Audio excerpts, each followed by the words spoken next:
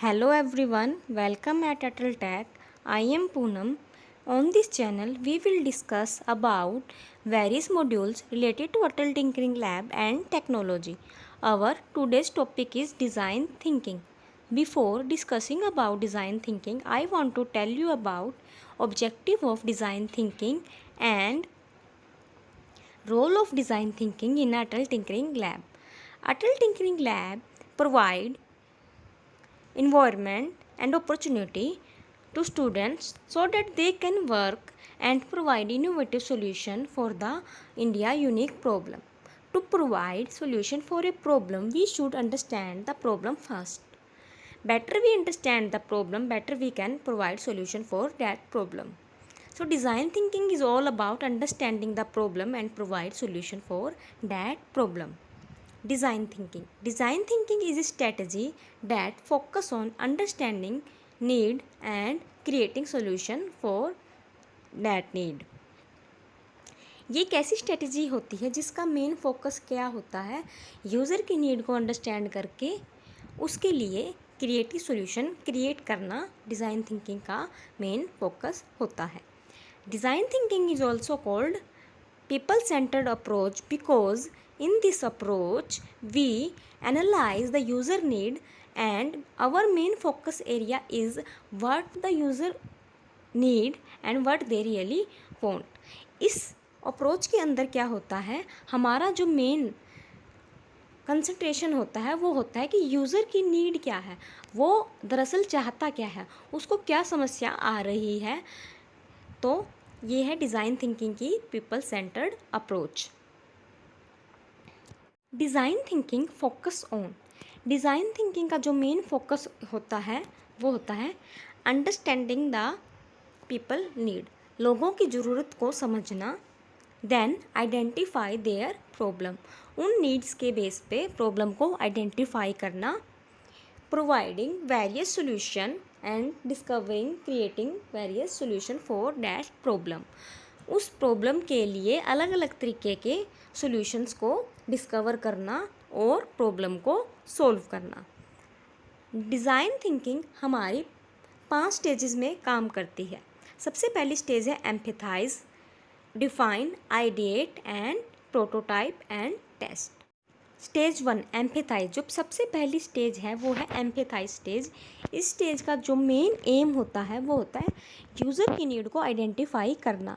इस स्टेज के अंदर हम जिस ऑडियंस के लिए काम करेंगे उनके बारे में लर्न करते हैं, उनके बारे में इंसाइट्स गेन करते हैं कि वो क्या चाहते हैं, उनकी क्या ज़रूरत है, वो कैसा फील करते हैं, उनकी किसी प्रोडक्ट को लेके क्या परसेप्शन है, उनका इन्वायरमेंट क्या है. जितनी भी यूज़र से रिलेटेड इंसाइट्स होती हैं हम एम्पैथाइज फेज़ के अंदर अंडरस्टैंड करते हैं. इस फेज़ के अंदर हम प्रॉब्लम के हर एस्पेक्ट को समझने की कोशिश करते हैं. Stage 2 define. इस स्टेज के अंदर हम क्या करते हैं, हमने जो यूज़र की नीड इंसाइट्स एनालाइज की है एम्पैथाइज फेज़ के अंदर से, उनका कंस्ट्रक्ट करते हैं पॉइंट ऑफ व्यू, उनको पॉइंट्स के टर्म में लिख लेते हैं. उनके बेसिस पे, उन नीड और उन इंसाइट्स के बेसिस पे हम क्या करते हैं, जो डाटा हमने कलेक्ट किया है उसको कंपाइल करते हैं, उसको एनालाइज करते हैं, ऑब्जर्व करते हैं और प्रॉब्लम को सिंथेसाइज करते हैं, मतलब प्रॉब्लम हम डिफाइन करते हैं. Then stage number 3 ideate. इस स्टेज के अंदर हम क्या करते हैं, जो हमने प्रॉब्लम आइडेंटिफाई की है उससे रिलेटेड जितने भी हम आइडियाज़ जनरेट कर सकते हैं उनको जनरेट करना शुरू कर देते हैं. हम क्या करते हैं, अलग अलग तरीके के सॉल्यूशन प्रोवाइड करने की कोशिश करते हैं उस प्रॉब्लम के लिए. तो उनमें से जो बेस्ट सॉल्यूशन होते हैं, बेस्ट आइडियाज़ होते हैं, उनको हम सिलेक्ट कर लेते हैं. Stage number 4 prototype. जो भी हमने आइडिया सेलेक्ट किया है आइडिएट फेज़ के अंदर से, उस आइडिया का हम एक रिप्रेजेंटेशन बिल्ड करते हैं, एक रफ़ स्केच बनाते हैं. उस रफ़ स्केच को हम प्रोटोटाइप बोलते हैं.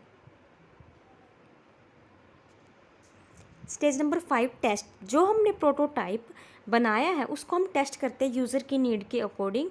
यूज़र को वो दिखाया जाता है। अगर उसमें कुछ चेंजेस करने की ज़रूरत होती है, उसमें कुछ रिफाइनमेंट की ज़रूरत होती है, तो हम फिर से यूज़र से एम्पैथाइज़ करते हैं, उसकी जो प्रॉब्लम आ रही है उस प्रोटोटाइप से रिलेटेड उसको समझने की कोशिश करते हैं, प्रॉब्लम को रीडिफाइन करते हैं, फिर दोबारा से आइडिया जनरेट करते हैं उस प्रॉब्लम के लिए और फिर प्रोटोटाइप बनाते हैं, फिर से टेस्ट फेस में आते हैं।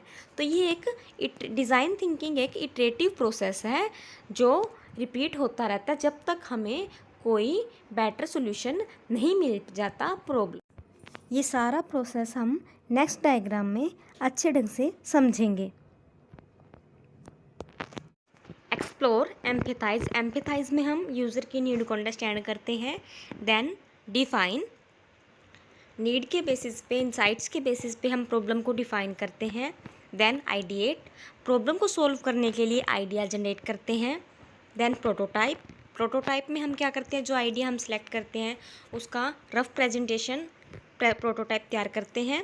देन प्रोटोटाइप इज़ टेस्टेड, अगर टेस्ट में कुछ रिफाइनमेंट की ज़रूरत होती है तो दोबारा से एम्पैथाइज फेज पे आते हैं, दोबारा से हम यूज़र के बारे में जो जो प्रॉब्लम उसको आ रही है उसको लर्न करते हैं टेस्टिंग के जरिए। उसके बाद दोबारा से प्रॉब्लम को रीडिफाइन किया जाता है। प्रॉब्लम रीडिफाइन की है तो उसके लिए सॉल्यूशन को दोबारा से आइडिया नए जनरेट किए जाते हैं, फिर से प्रोटोटाइप बनाया जाता है नए आइडियाज़ के बेस पे और फिर से हम उसे टेस्ट करते हैं। सारे जो स्टेप्स हैं ये आपस में इंटररिलेटेड हैं। Take an example of design thinking. For example we have to build a gaming product. हमें एक गेमिंग प्रोडक्ट बनाना है, वो गेमिंग प्रोडक्ट हमारा कोई डिवाइस भी हो सकता है, गेमिंग डिवाइस, या फिर कोई गेमिंग ऐप भी हो सकती है। अब इस प्रॉब्लम के लिए हम डिज़ाइन थिंकिंग को कैसे यूज़ करेंगे, डिज़ाइन थिंकिंग के अलग अलग स्टेजेस में हम क्या क्या काम करेंगे वो देखते हैं। तो सबसे पहली स्टेज है एम्पैथाइज। एम्पैथाइज स्टेज के अंदर क्या होगा, इस स्टेज के अंदर हम यूज़र की कंप्लीट अंडरस्टैंडिंग लेते हैं।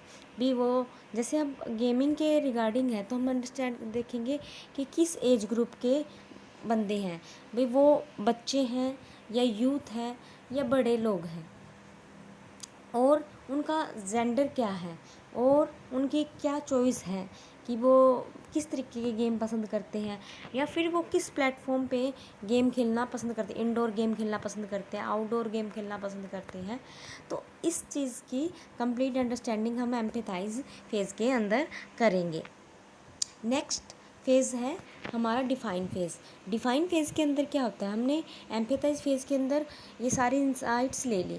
फॉर एग्जांपल हमने उन इंसाइट्स के बेस पे ये निकाला है कि जो 9 से 18 एज ग्रुप के बच्चे हैं उन्हें गेमिंग ज़्यादा पसंद है और वो मोबाइल गेम खेलना पसंद करते हैं। उन पे भी अगर हम जेंडर मेल की बात करें तो उनको फाइटिंग गेम ज़्यादा पसंद होते हैं। तो हमारी प्रॉब्लम क्या यहाँ से डिफ़ाइन होके I, we have to develop a gaming app for age group 9 to 18 that should be based on fighting game. तो इसके लिए हम आगे क्या करेंगे, आइडिएट फेज़ के अंदर अलग अलग तरीके के आइडिया देंगे, क्योंकि जो फाइटिंग बेस ऐप होती हैं, गेमिंग ऐप होती हैं, उसके भी अलग अलग तरीके से हम उसको बना सकते हैं। कुछ में हम आर्मी दिखाते हैं फाइटिंग करते हुए, कईयों में हम एनिमल दिखाते हैं फाइटिंग करते हुए, कईयों में रोबोट के साथ आदमी की फ़ाइटिंग दिखाते हैं।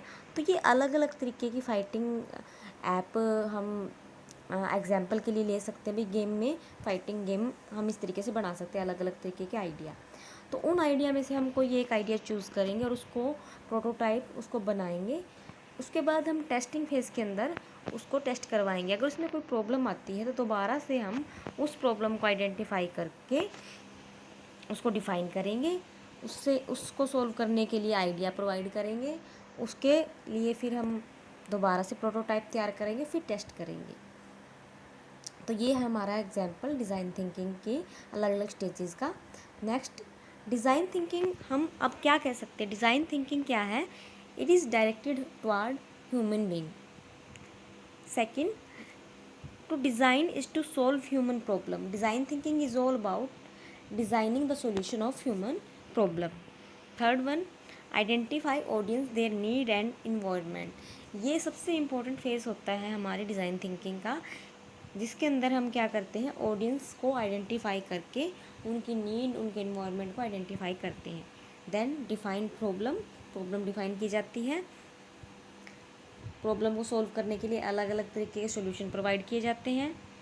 हर सॉल्यूशन को हम एग्जामिन करके देखते हैं अल्टरनेट को, कि कौन सा सॉल्यूशन हमारा सही रहेगा प्रॉब्लम के लिए। उसके बाद चूज़ किया हमने बेस्ट सॉल्यूशन को और उसको एग्जीक्यूट कर दिया। तो ये है हमारी design thinking. Thank you for watching.